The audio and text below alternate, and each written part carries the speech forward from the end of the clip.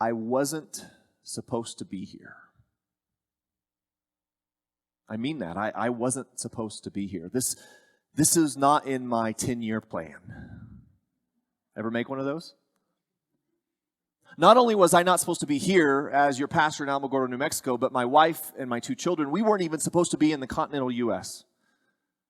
You see, we had a life before this, a life that many of you, you didn't even know me then, but it was Kelly and Shannon, the missionaries. That's who we were. We were serving the Lord by sharing Jesus with people who didn't know Him halfway around the world. And I got to tell you, church, life was good. It was awesome. It was wonderful. It was beautiful. It was powerful. Yes, we had all the day-to-day problems that everybody always has. And on top of that, we were learning a language and learning a culture. And on top of that, we were thousands and thousands of miles from anything familiar to us. But we would not have traded it for the world, church. It was a true mountaintop experience in every sense of that phrase. We saw the blessings of God all around us, and you better believe we never wanted to leave. We had worked for this dream. We had worked for this call for 10 years. We were finally where God was calling us to be. Life was great. Our kids were thriving. We could not have asked for anything more. Have you ever been in such a place in your life? Where everything, literally everything just seemed to go so smooth, so well, that you didn't have to look far at all to see the presence of God in your life. You just knew He was there, and you wouldn't trade it for anything. Those mountaintop experiences, man, they're awesome. Until you have to get off the mountain. Until the mountain starts to crumble out from underneath you. Until you're pushed into the dark valley. Because that's exactly what happened to us. It was easy when we were on that mountaintop experience, when we were living that life that we were living, the life that we were supposed to live, that we thought. It was easy to think of that question of Jesus when He asks Peter, as we learned last week, Peter, who do you say that I am? And when you're on the mountaintop, it's easy to say, you're the Messiah. You're the Son of God. You're the Savior. It's so easy to say it then, isn't it? It's quite different when you're off the mountain. It's quite different when you're having to journey down into that valley. It's quite different when you're rolling head first, like Wile E. Coyote, down into that valley. I've pastored enough people, and I've talked to enough of you to know that you know exactly what I'm talking about. In the easy times and the good times, it's easy to praise our Lord. Well, in the hard times, it's simply harder, isn't it? Peter, the follower of Jesus that we've been tracking with the past couple of weeks, Peter, he needed a pick-me-up at this point in his life. He was down and out. He was maybe at his lowest point of his possible all his life at this point that we find him in Mark chapter 9. Because remember what just happened. Remember what we just discovered last week. That Peter and Jesus have probably one of the most heated arguments to be found in all of Scripture. Where Jesus asks, who do you say that I am? And Peter says, you're the Messiah. Right? But we learned what Peter really meant by that, didn't we? That he meant Peter by saying you're the Messiah. Well, it means, Jesus, you're going to walk into Jerusalem and you're going to snap your fingers and you're going to throw Herod off his throne and you're going to get rid of Pilate and you're going to run all the Romans out of town and you're going to be the king. That's what Peter meant. And when Jesus started talking crazy like he was going to have to die or he was going to have to suffer, Peter fought back. Peter argued. Peter insulted Jesus. Peter fought back with Jesus. The Scripture says he rebuked him. And what did Jesus do? Well, He threw that rebuke right back at Peter. This was not some calm conversation that Jesus and Peter were having. And we know that by the words that Jesus actually chose to use. Words I hope I never hear from Christ and words I hope you never hear from Christ. When Jesus told Peter in Mark chapter 8, verse 33, after this heated argument over who the Messiah really was, over who Jesus really was, over how Jesus was supposed to use His power, Jesus says to Peter, get behind me, Satan. Remember that? Get behind me, Satan. This was not a pleasant time for Peter.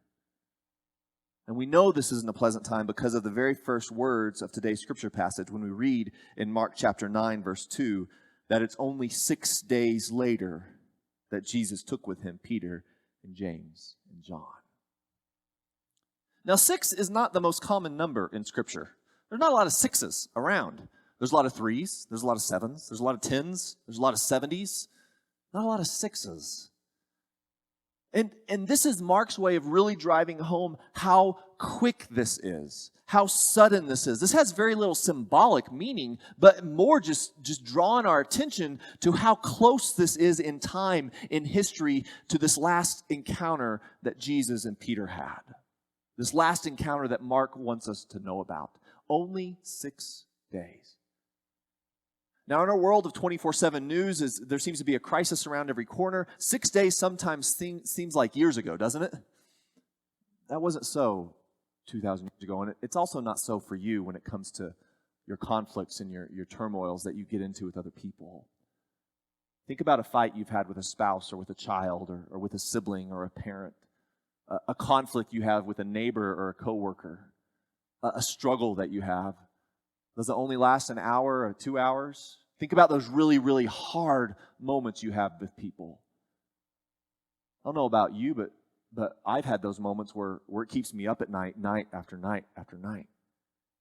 Days go into weeks, go into months, sometimes even years where we're still tied up in knots in our stomach because of a conflict we might have with another person. 6 days is not a long period of time for Peter and Jesus right now. And I promise you, I guarantee you, that Peter is still at that low point, still wondering what this whole Jesus thing is all about.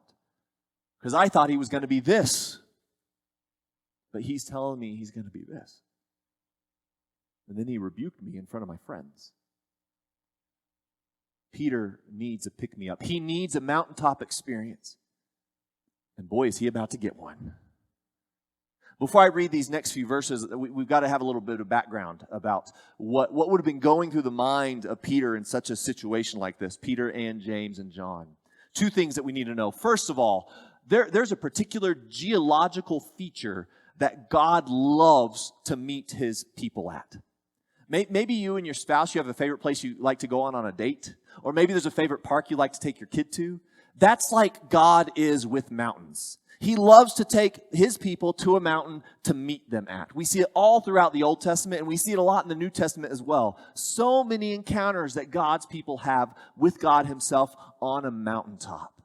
Think of people like Moses, right? Moses receiving the law, the 10 Commandments on Mount Sinai. Mount Sinai is where God transformed the Hebrew people into a nation, gave them their law, gave them their government, gave them their structure, promised them his presence. That happened on a mountaintop.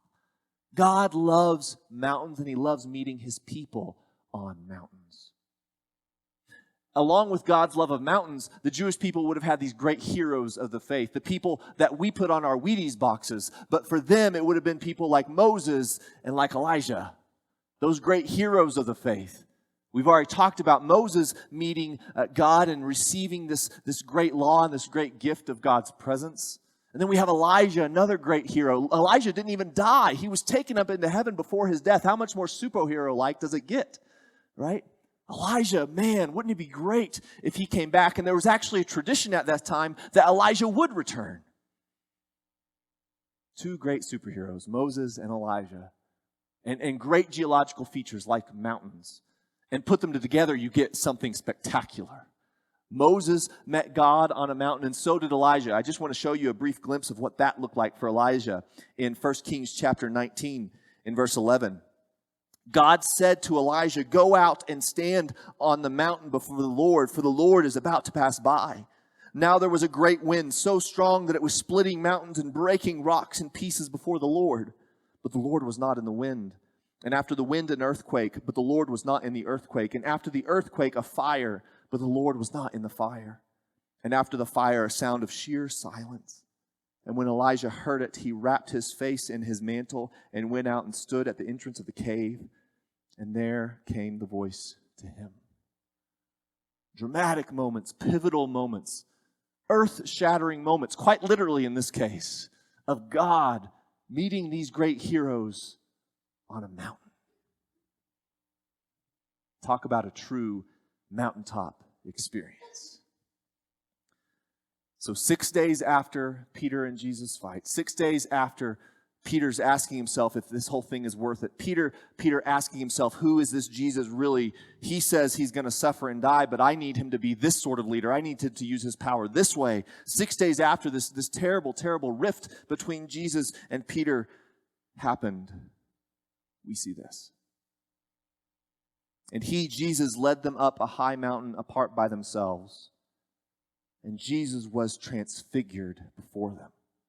And his clothes became dazzling white, such as no one on earth could bleach them. And there appeared to them Elijah with Moses, who were talking with Jesus. You know what I think Peter was thinking? I was right. I knew it, Jesus. I told you you're the Messiah. Look, you even have Elijah and Moses here to help you in case you can't get it done by yourself.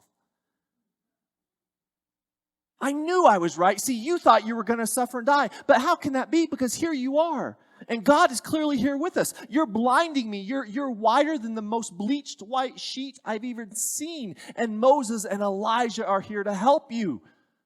I knew I was right. He knew he was so right that he didn't want anything else either. Because look and see what he says next. Verse 5. Then Peter said to Jesus, Rabbi, it is good for us to be here. Let us make 3 dwellings, one for you, one for Moses, and one for Elijah. Peter was set for life. This was it for him. Let's just stick around, Jesus. Let's build some tents. Let's build some shelters. And let's just stay here. Let's stay here and worship. Let's stay here and bask in God's glory. Let's stay here and learn from Moses and Elijah. It's interesting here that after all this time that Jesus has been trying to get his disciples to say who he is, that in this particular instance, all Peter could call Jesus was Rabbi. He's still just a teacher to Peter. It's a good thing they have Elijah and Moses, huh? So let's just stay. Forget all that talk about suffering and dying. Forget everything you told us about denying ourselves and losing ourselves. Because look, God is here with us now. Clearly you can see that, Jesus. Let's just build some places. Let's build some tents. Let's stay right here. Because it feels good to be on the mountain, doesn't it? There's no denying that. I love those mountaintop experiences that I've had in my life. Those experiences of knowing without a shadow of a doubt that God is with me. And that's exactly how Shannon and I felt when we were overseas. Everything was going so smooth. So smooth that Shannon even felt as comfortable as ever giving birth to her daughter, our daughter, in a village in the Western Sahara Desert. That's how at home we felt. For you moms and you dads out there, you know how that feels to be in a place that you feel so safe that you not only raise your kids there, but give birth to your kids there. We were on the mountaintop.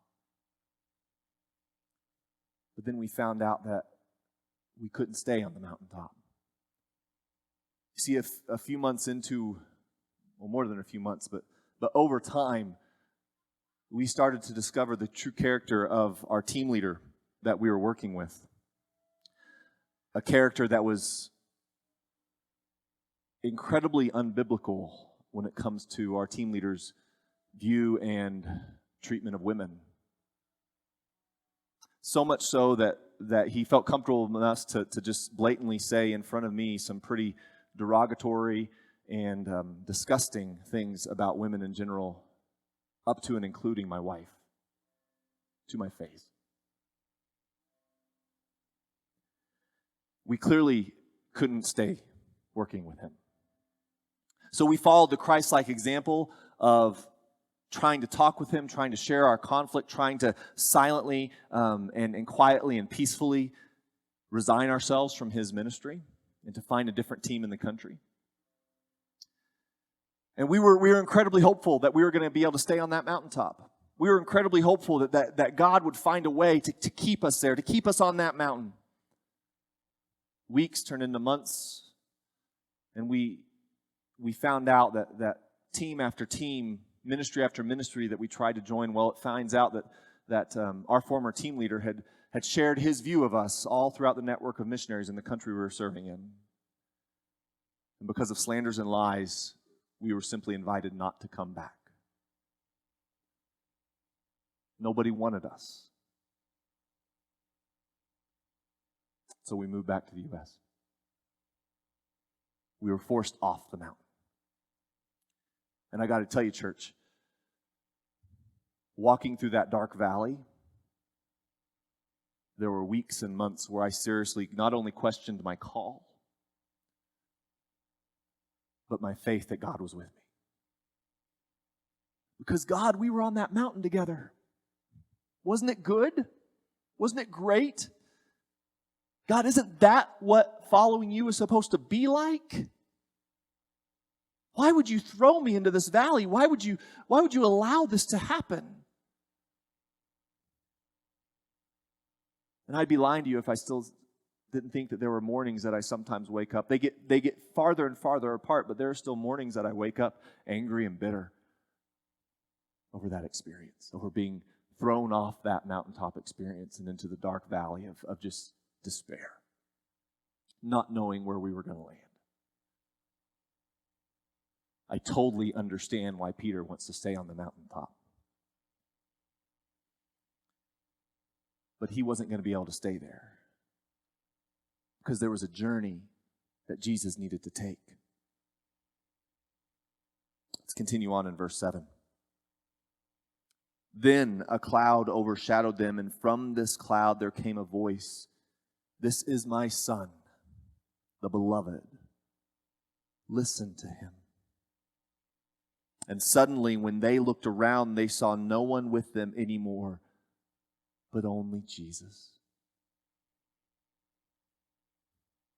One of the more curious things about this particular story is the fact that Jesus doesn't do anything in it. He takes them up the mountain, and that's it. He doesn't talk, he doesn't preach, he doesn't perform any miracles. He's just there. And all of a sudden, Peter, thinking that he's going to be able to set up some tents and stay in this area, he looks, and all of a sudden, these great heroes of his faith are gone. This wasn't about Elijah. This wasn't about Moses. This was about Jesus.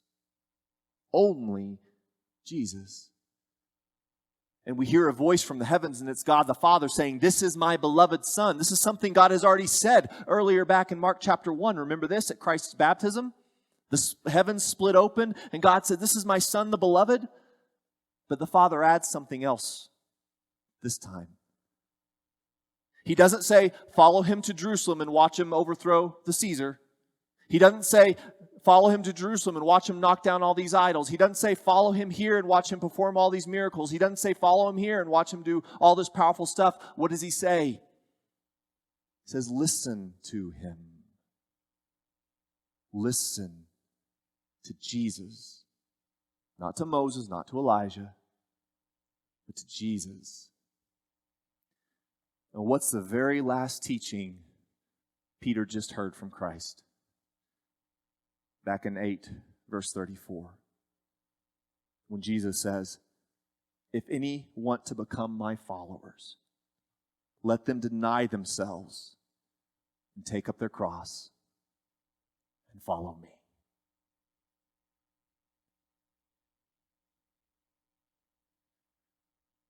One of the great struggles I had when we were uninvited back to the mission field, I did feel like I was carrying a cross. Both Shannon and I did. We felt the burden. We felt the stress. We felt the heartache of that moment. But my dilemma, my struggle in faith came from the fact that I thought I was walking with that cross alone. I thought I was just wandering in the darkness without any direction at all. You see, I failed to see that Christ bore his cross first. That I wasn't alone. That yes, I may be walking through this dark valley, but guess who's also there with me? Jesus. And he's not only there with me, but he goes ahead of me, setting the way. You see, church, Jesus isn't just Jesus on the mountaintops. He's also Jesus in the valleys. He's also Jesus in the valleys. Peter could have chosen to stay on that mountaintop, and we'll see next week and see what he does choose. Peter could have chosen to stay on that mountaintops. And if he does choose that, if he did choose that, guess what would happen? He'd be incredibly lonely. He'd be very, very cold. He would have to just hunker down and shelter in place. Just wait for something. Because Jesus had already gone into the valley, church. What valley are you refusing to go into because you're too scared? How are you trying to just cling to that mountaintop even though Jesus had already left it? Is there a valley of repentance that God is calling you into, but you're just too afraid to take that step?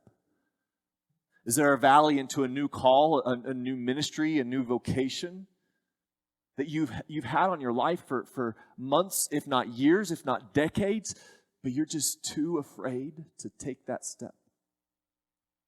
Is there some great burden that you feel God is calling you to carry for this world in your love and your ministry to others, yet you're afraid that you're going to go it alone? How are you clinging to that mountaintop even though Jesus has already left? Because you're supposed to listen to him, church. You're supposed to go into that valley and follow him. He says to pick up your cross, to follow me. Now, church, I need you to know, I want you to know that I find no greater joy in life than to be your pastor. But I would not have discovered that if I hadn't also discovered that Jesus was in that valley with me. That Jesus had pulled up his cross and carried it before I even had to. And he carried it first. And he laid the way. He laid the path for me to get through that valley and come up into a new mountaintop, a new experience, a new joy in life of knowing that God is with me every step of the way. But you got to go through the valley first. You got to listen to him. You got to stop looking for Elijah's and Moses to give you some excuse out of it. Who do you say that I am? He asks. Who do you say that he is? May we say that truly he is the Son of God. And as we say that, may we listen to him.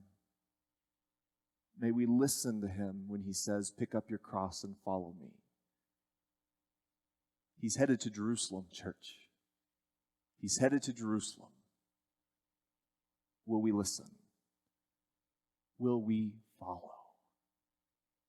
Will we trust that in the valleys that Christ is already there? Amen.